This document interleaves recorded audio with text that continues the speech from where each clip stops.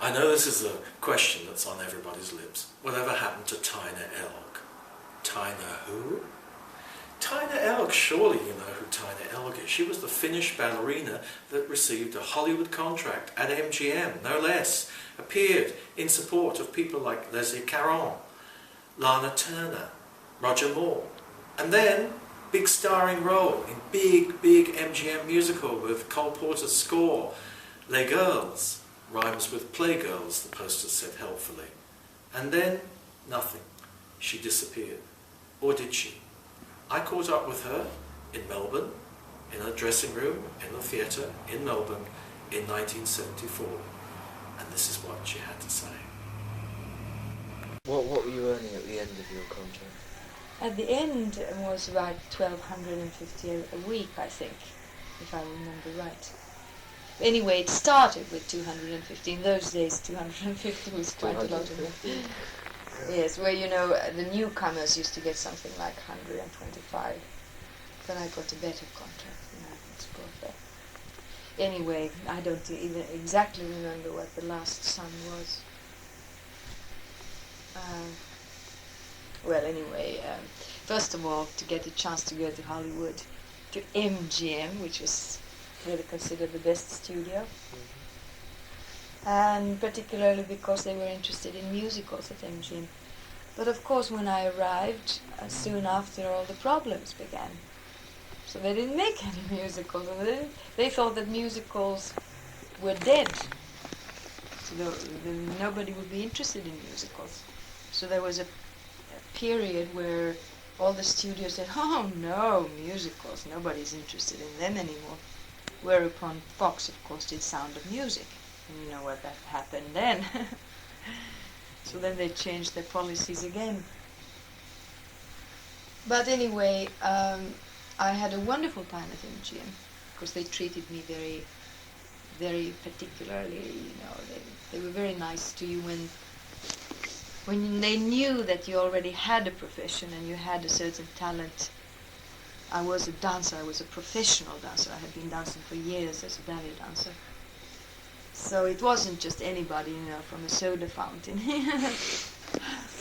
And so they had a certain respect, professional respect, you know, for someone who knew. Of course, I didn't know anything about films, except I had been doing a film in my childhood once in Finland. Well, tell me about that. Yeah, it was very funny. I was studying for 6 years at the opera in Finland. And got my first training there as a ballet dancer. And filmmakers, they used to make about 50 films in Finland each year. And there was one very talented young director called Teuvo Tullio. And he needed a young girl for a film of his, and he didn't know where to look, because there were very few child actors in Finland at the time. So he came to the opera ballet school and looked for possible faces for films, and he chose me. So I was doing a part in a Finnish movie at the age of, I guess I was about 13, 14. What was the film about? Oh, it was about a young girl from the country that goes to town and she becomes a maid in a professor's house, and of course there is a young, handsome son in the family, and she falls in love and she has an illegitimate child, which is me. And then things don't go right because the family expels her for having this child, and she doesn't have money, and she goes on Skid Row. Skid Row, where is that in Finland? Helsinki, well, Skid Row? Wherever, I mean, it's not very likely, but anyway, this is it. She becomes a prostitute, and meanwhile the child is being cared for somewhere in the country by her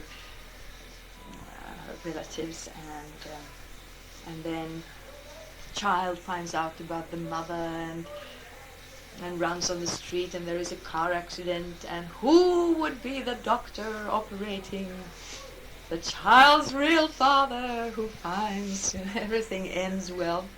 Sounds like a raging success to me. It must have done very well. Dreadful story, but you know, the same old story.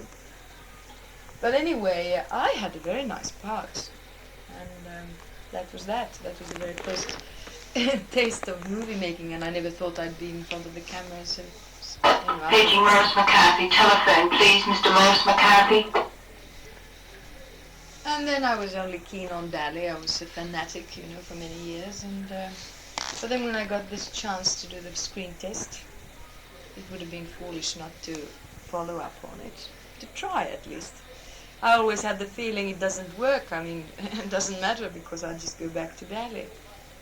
Well, what was your husband's reaction to all this? That you suddenly were whisked off to Hollywood. I mean, he came too, but was he able to through his work? Or? Well, I didn't accept the screen test in the first place when I was offered it because I was just going to get married in Finland. And I said, I'm sorry, I can't, because they wanted me to sign a paper saying that I would commit myself to a contract before the test. I said, I'm sorry, I'm not going to make any test. Goodbye, I'm going to marry in Finland.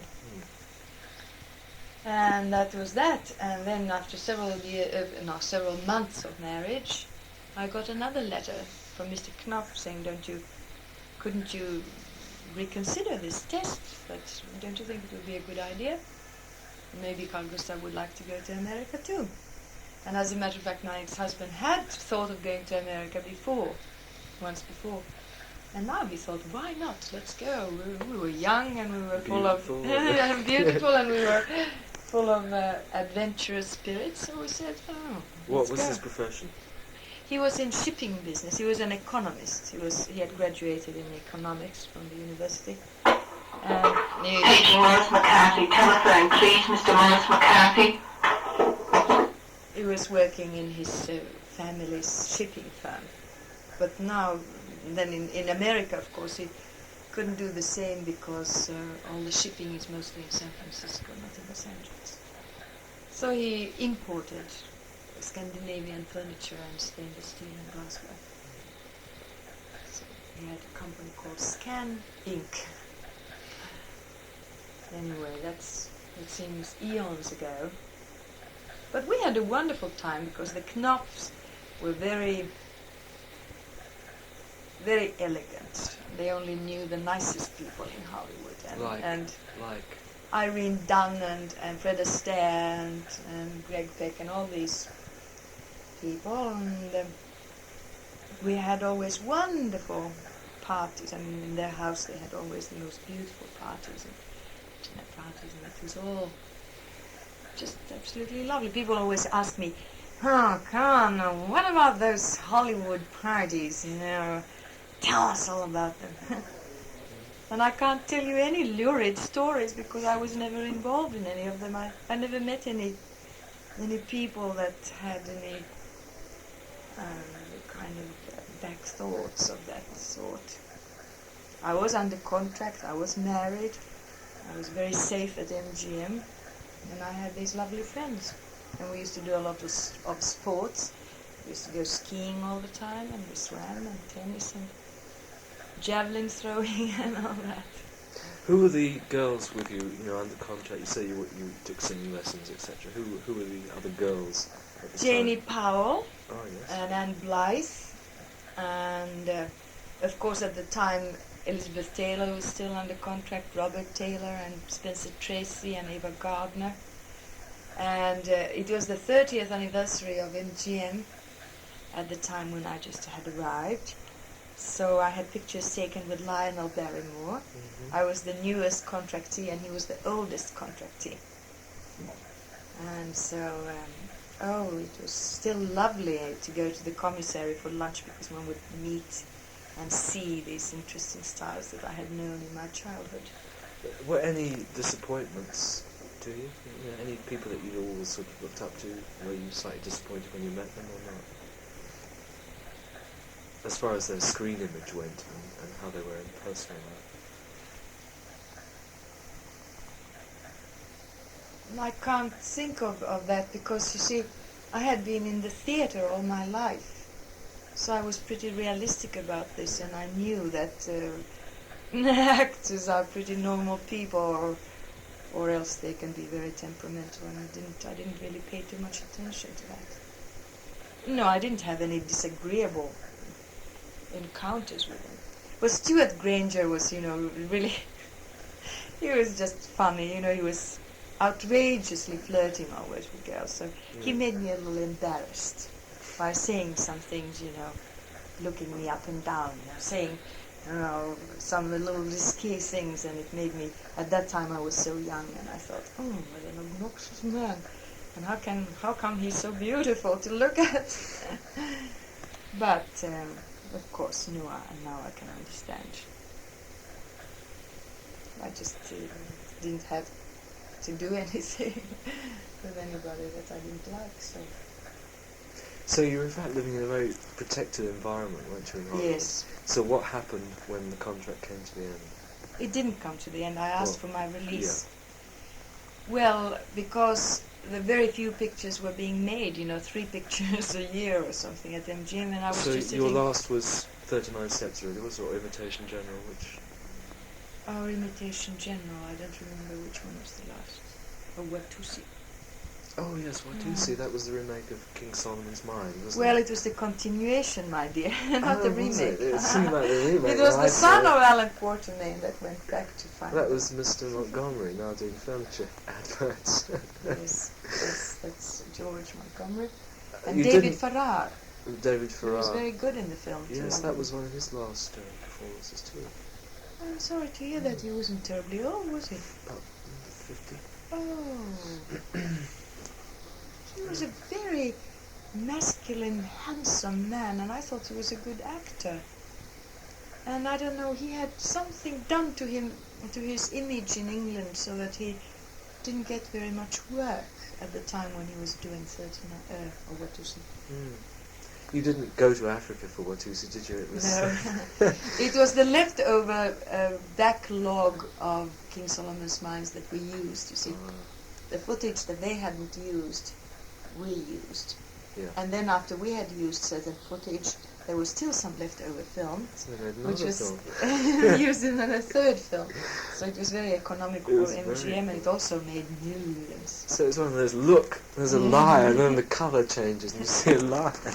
Yes. So- Well, actually, you see, you asked if it was on location. Nobody could believe that we didn't go on location. It was so well done Who was technically. the director on that Watusi? It was Kurt Neumann, Oh, or yes. Newman. Yeah.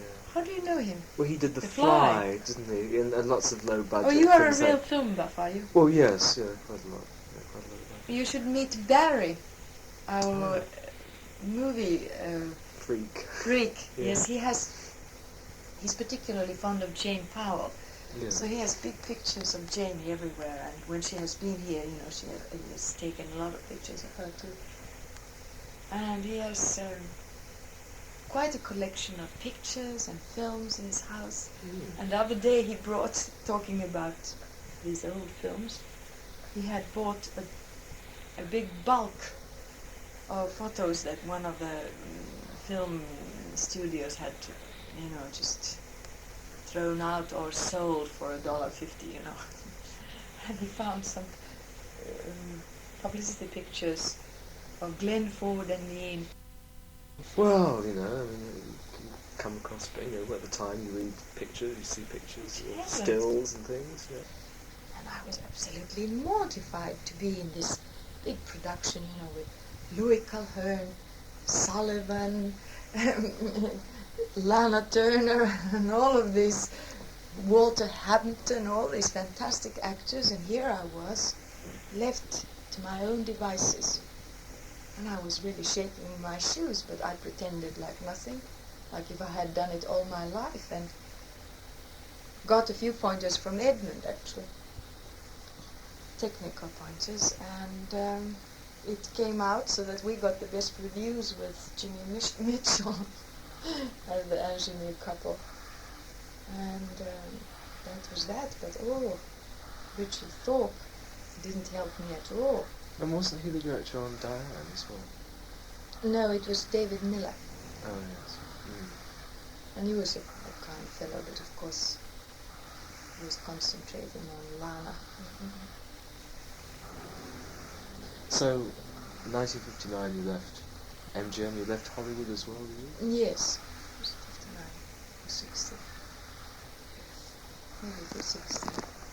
Yes, I went to Rome to do a film called Le Bacanti. the Bacchants, the Euripides story.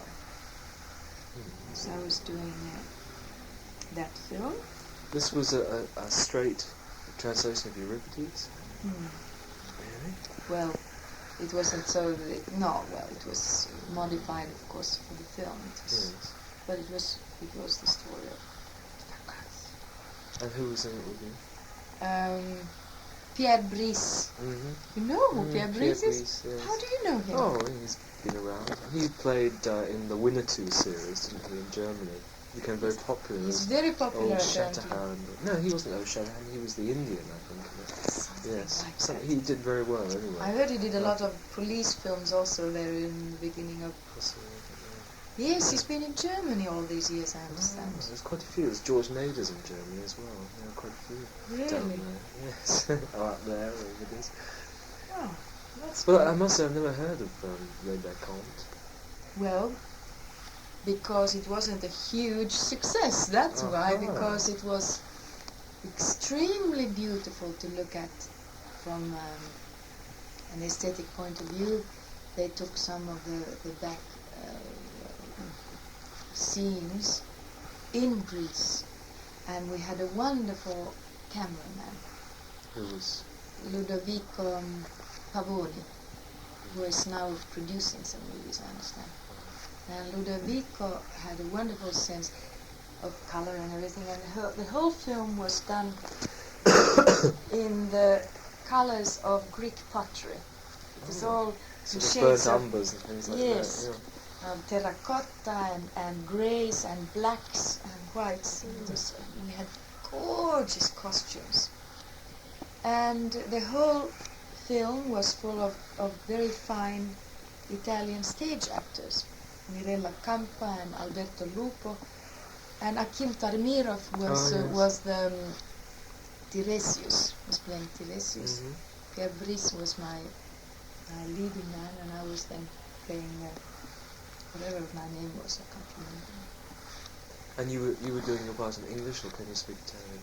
At that time I didn't speak any Italian, so I did it in English, Pierre did it in French, and Akim did it in English, and Mirella and Alberto did it in Italian, so we were all speaking all these different languages. And later on, I didn't, of course, have to loop my lines when it was sent to America. It's only been shown on television in America. But all the other voices were dubbed, except Akim's and mine. And into Italian, my voice was dubbed by a girl that I met in New York many years later. Oh, I dubbed your voice, she said. She screamed Yes. across the room.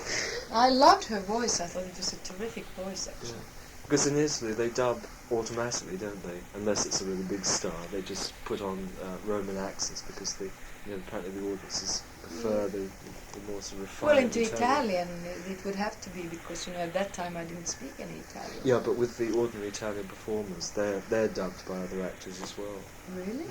I didn't know that. Yeah. Apart from Are you sure? apart from Loren and Mastroianni and a few others, they're always dubbed. And None of our actors were dubbed in the Really? Baccanti, because they were very fine well, they were actors. stage actors, weren't they? But the normal film stars in Italy apparently have the wrong accent. It's too plebeian, and they Really? like the Roman accent. It's like Parisian French. Well, anyway, now I could dub my own. You've lived some time in Italy. Yes, I haven't lived in Rome for almost a year, and another time 6 months in Padua. Padua, actually. And 3 months here and 3 months there and so on. So, well, I haven't had very much practice lately, but I can get along with Italian. Yeah. How about Swedish? Because you were offered the Swedish. You can speak Swedish. Yes, can I you? speak Swedish as well as my own language. Because in Finland, I don't know if you're aware of it, we have dual languages as official languages, Finnish and Swedish.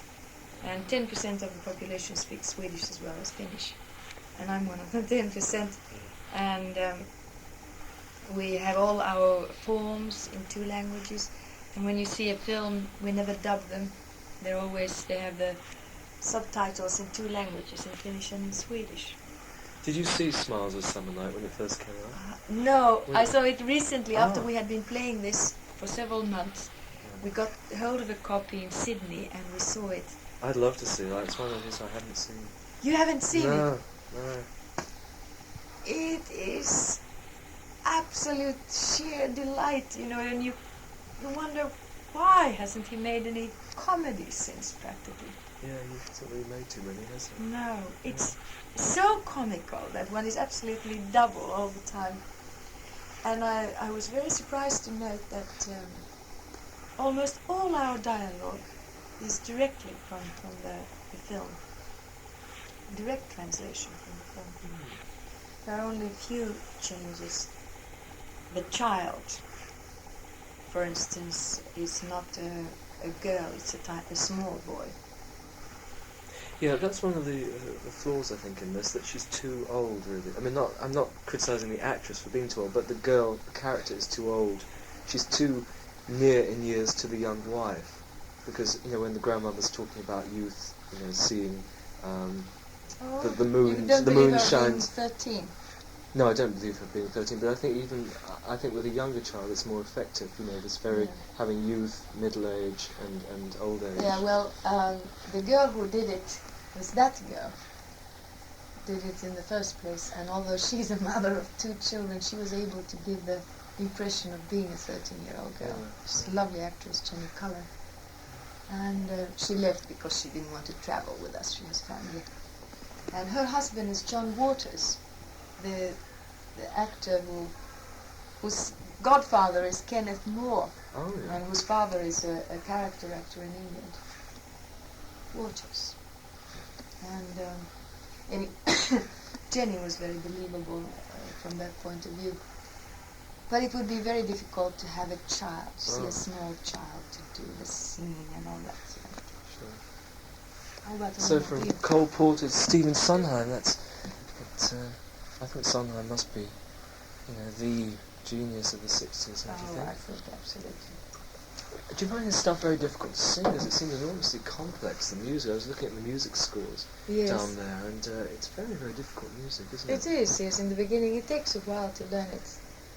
It's not the same. I understand that 4 songs were cut out. Did you have an extra song? Yes, I think that she probably did have. I'll tell you what actually happened was I auditioned for the original company in New York twice. They asked me to come a second time, and I was even flown from a location where I was doing a tour. Because they wanted an operatic voice and a continental accent for my age, and I thought, this was a natural. I was finally going to get something that was, for me, absolutely ideal. And then I didn't hear anything, and then I heard Glynis Johns got it. And I said, what?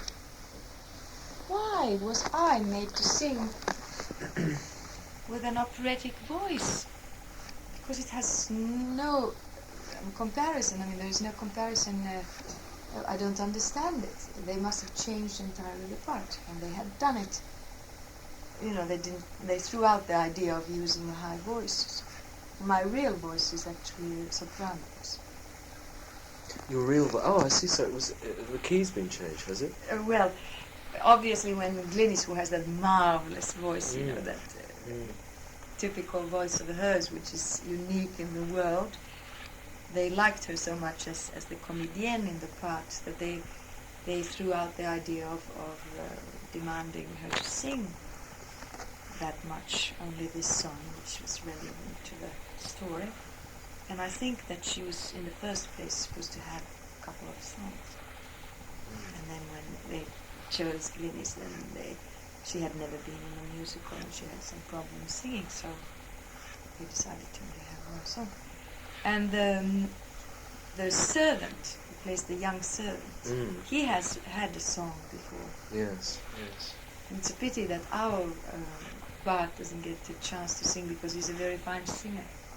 Also, it would be better because with the servant girl singing her song, it would be a nice balance. Yeah. And that's another slight flaw I think, in the play, that she comes and sings this tremendously punchy song. It's too near the end. It's in her character, it hasn't really been established enough to sort of take it, and you suddenly think, gosh, she's singing a song, and then she's off, and that's the end of her.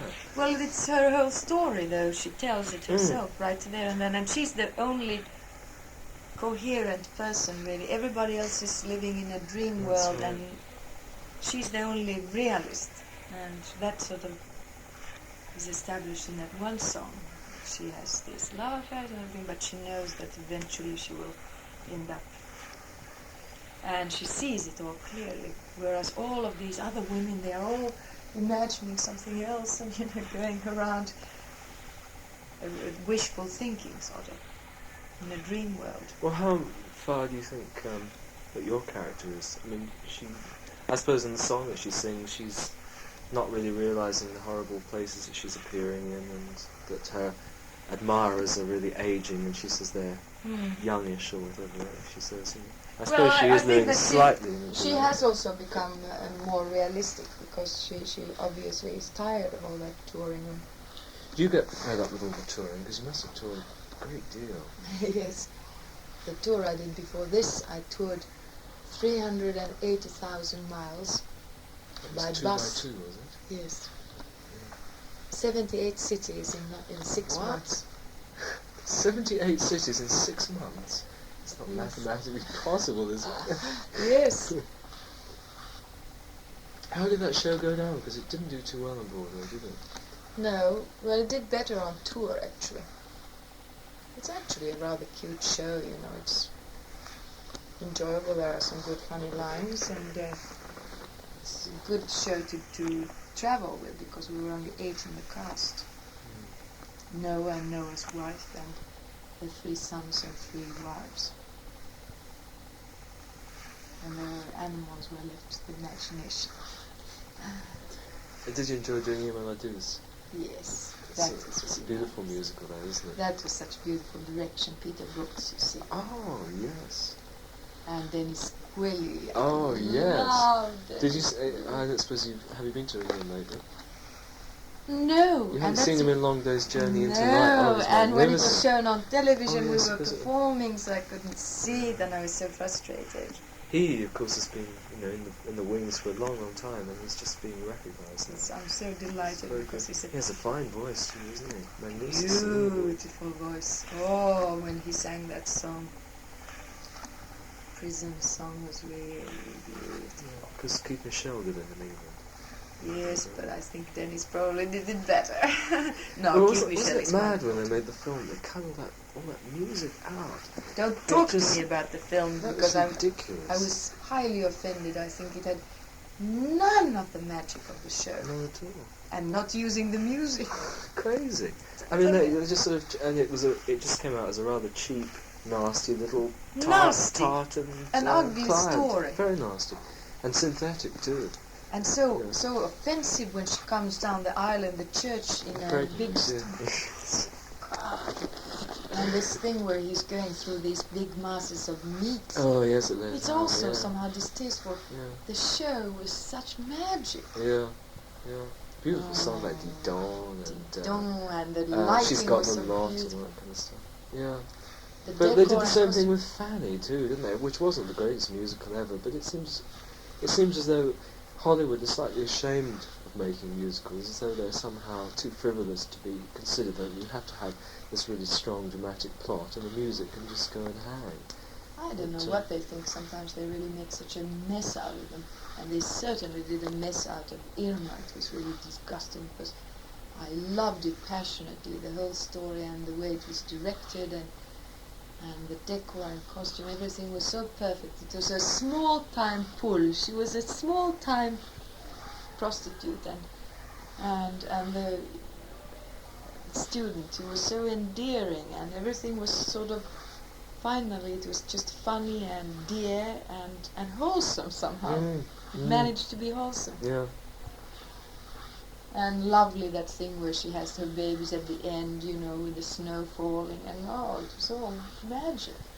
I don't know, at that time, maybe it's not true today, but Hollywood just couldn't take that kind of thing straight. It's not really sophisticated enough to do it. Well, Isn't it? Usually.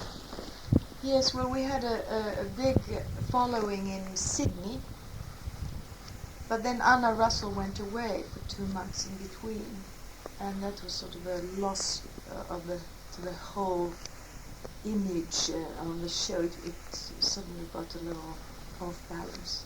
She is tremendous. She's very good, yes, Very and she had rehearsed with us from the beginning. So the 2 months she was away were a little disappointing, but they liked it so well. We played for 4 months in Her Majesty's Theatre in Sydney. And then in Adelaide they had just had the festival, and we came at the tail end of the festival without any publicity beforehand. So we didn't do so well financially in Adelaide. In Brisbane we were a smash. They loved the show, and everybody came, full houses every night. And then here, everybody said that this is a Melbourne show. People are very sophisticated in Melbourne, and they will really understand what it's all about. And those that have come have enjoyed it, it seems. But the problem was the publicity was not done beforehand. So we had very few people come to the theatre in the beginning. Now we have good houses, now that people know we are leaving. But to some people it's still a puzzlement. The first half, isn't it? Yes. Yes. Apparently, fantasy is still something that hasn't quite, to a great part of the audience, it's a little of a difficult thing to understand fantasy, because I understand that Fantastics was a total flop here at first, and that's a fantasy show. And then certain avant-garde things are also can sometimes flop, like the West Side Story. They lost $80,000 on it. Must be the only country in the world where they lost money Yes. on West Side Story. 2 years later, when the film came out, it was a tremendous success. So certain shows have come a little too early here to be appreciated fully. And I believe that our show is such that possibly in 3 years people would understand it better. Not that it's so terribly difficult to understand, but to some people it's a little difficult to grasp that when 3 persons are singing at the same time, a trio on the stage, they are really supposed to be in 3 different rooms. When there are not walls, to some part of the audience it's hard to grasp. Yeah. I think another thing which they find difficult is the chorus too. They can't really understand quite what What's these people going are on, doing yeah. there. Yes. That takes a little imagination and maybe a little more experience of theatre to grasp it. And also I think its initial coating is very sugary and operettish, and then suddenly you have this very sexually liberated dialogue. And I think again that sets them on the wrong foot. They're not quite sure what's happening, because these people, these nice people, shouldn't be saying those things. Well, all of or these, doing those the things. operatic and the beautiful decor and everything, that it's all, of course, tongue-in-cheek. Beautifully done, but so well done that it's sort of admiring the operetta, but also laughing at it at the same time. It's beautiful pastiche. That's why in the beginning it's very difficult for people to grasp, and they don't respond. Like today, this afternoon, you were in the audience. Yes. There was total silence. I mean, nobody laughed at all in the beginning. Kay was in her way, you know, as a woman, that exuberant, vital person, and Hal Prince is in a male way, is that interesting person because he loves the theatre so much that he's like a little boy, you know, constantly excited about it. So he's always never jaded or blasé about it, which is the biggest... It's amazing, isn't it? It's really enjoyable to talk to him. And he's very, very astute about everything and about people, and when he talks to you, he lets you talk and is interested in other people's point of view, and he's very helpful and very tactful. which is something very rare in certain producers, that can be very hard-boiled and hard. But he recently had to deal with a person who had great problems, and instead of sort of throwing her out. This is Glynis Johns. Well, Yes. I don't want to say who it was. Well, but it's quite a famous story that they were going to get Tammy Grimes, yes, etc. well, and then Tammy Grimes didn't want to do it, so I was approached about it too. But anyway, I found it so marvelous that he realized that she had some kind of problems. She was scared. She was a talented woman with a tremendous background in acting. She had never done a musical, and she was terribly scared. But because he had confidence in her, he managed to pull her through. And then when she got the Emmy and everything, you could just see it on her, how the confidence just absolutely came back. Well, I feel that that's a wonderful human being that he has been able to do this for her, even personally, as a person. She had lost completely her confidence in herself, so consequently she was, using a few drinks more than she should and things, disappearing here and there, but now she's fine and totally reliable, and it was really thanks to Hal Prince, I think, because of his tact and his belief in her, and just being behind her all the way. It was a tremendous gamble doing a show like this because it was completely different to the Sondheim musicals that had gone before. I mean, but it was a period piece. Well, he's such a genius in a way, so I think that he has such. He thought that and whomever he gets, he feels loyal to them. He takes great pains in casting, and once he has decided on somebody, then he is very loyal to the person. And then later on, he very often uses the same people that he has used before. He always gives a chance to somebody he has worked with and liked again. I like. There should be some kind of human amenities in the theatre, and he's the one who has been able to maintain it. Do you notice any difference between Hollywood film people and Broadway theatre people? Do you see any great demarcation line between the two approaches? Well, I can't be an expert on either one, because I haven't dealt that much with people. I think that it would be a question that you could pose for somebody like Helen Hay, someone who's been in the theatre for 60 years. I do tend to try to find the positive sides of people and places. And then on the other hand, I was at MGM where they treated me very well. And didn't have any of the lurid experiences as some young women might have had in Hollywood. Or just the professionally disappointing experiences? Well, it was disappointing to me. I'm not bitter because I realized that it wasn't my fault. It was the fault of the time, for instance. I only feel it's a pity that I didn't happen to have been born 10 years earlier, so I could have been brought to Hollywood 10 years earlier, then I could have had more chances of improving and being in more films, for instance. It was disappointing from that point of view that it was declining, the whole industry was declining. That's the only disappointing thing. Have you had film offers since you left Hollywood? Yes. Independent productions? Yes, a couple, but they were not suitable. What were they?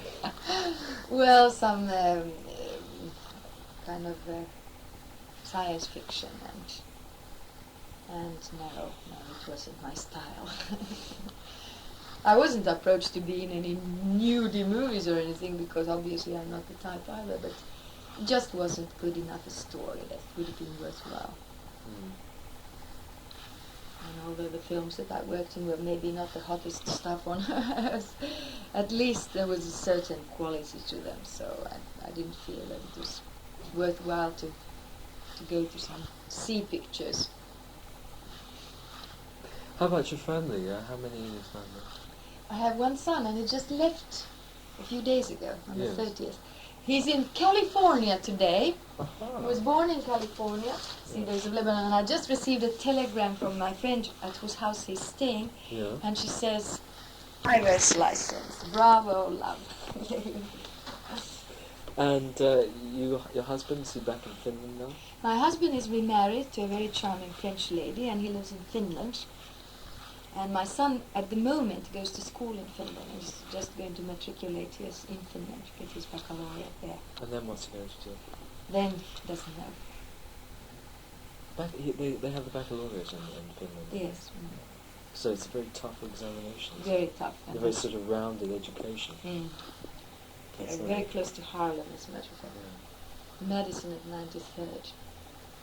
But it's only a few blocks from the Guggenheim Museum and the Metropolitan Museum. It's Yeah, very that's nice. nice in your Central Park too, isn't it? That part? 1 block. Yeah, it's beautiful. Very nice. Tell me, Well- what time is it now? Because Well, I can't tell you because my winder has gone, so I can only give you 2 2 o'clock in the morning or evening. I should think it's getting to about 7 o'clock. oh God, I should have something to eat. So I think I shall have to. Thank you. And Thank you very much indeed. You have a lot of costume changes in this play, don't you? I have 6 or 7 beautiful costumes. My costumes were all made by Barbara Matera of New York, who did all the costumes for the New York company. The rest of the costumes were all made here in Melbourne by Jason Williamson's.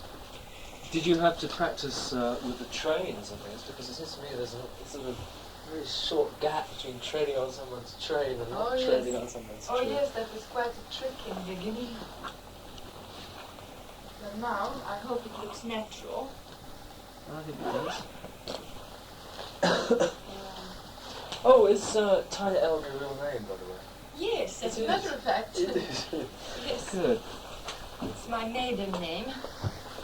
And it seemed to be a short one you can use on the stage. Strange door. So I Yes. thought not. Instead of for fire or something.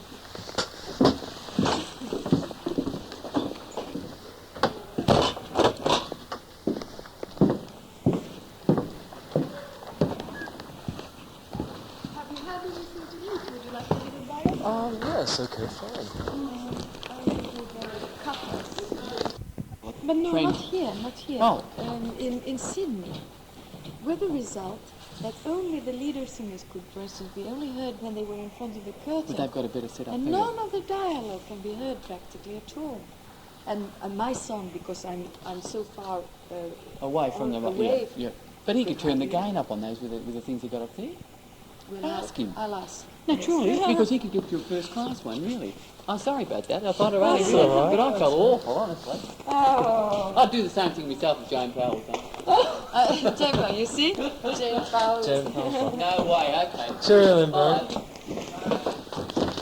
John. Hello. Have you had the dinsies? No, now I'll have the dinsies. What time is it? I think it's about 7 o'clock, actually. 7? Have a quick bite.